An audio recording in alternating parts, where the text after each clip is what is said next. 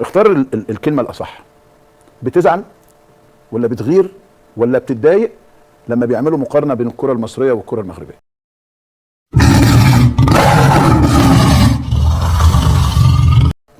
خوتي، كان هذا اللقاء ديال أحمد شوبير الإعلامي المخضرم المعروف على الساحة العربية والمصرية على وجه الخصوص مع رئيس الجامعة المصرية هاني أبو ريدة، عضو في المكتب التنفيذي في الكاف وعضو في الفيفا.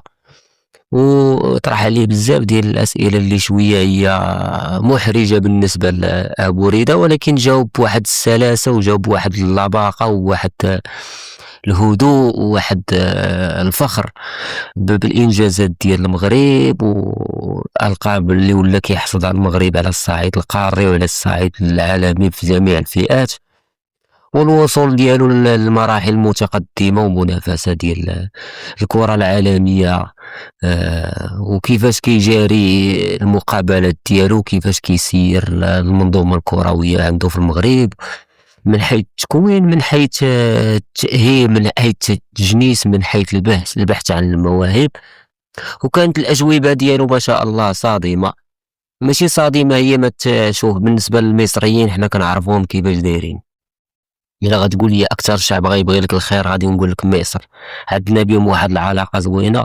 لا كاين واحد تلاحمات تلاسونات تيكونوا في مواقع التواصل الاجتماعي، ولكن هما ماشي معيار باش نحكموا عليهم، وكتبقى هذاك الشيء اصطدامات ديال الكرة. واحلى احلى حاجه كاينه في الكرة هي بحال هاد الاصطدامات عندك كل واحد تيبغي يهز الترابو ديال بلادو.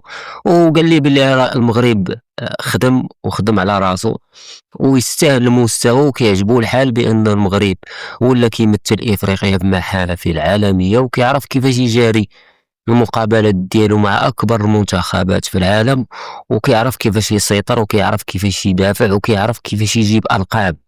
يعني هضر الفكر العالمي ولا ثقافة الفوز اللي ولات عند المغاربة، ما كيبقاوش كيرضاو لك بشي حاجة من غير الفوز.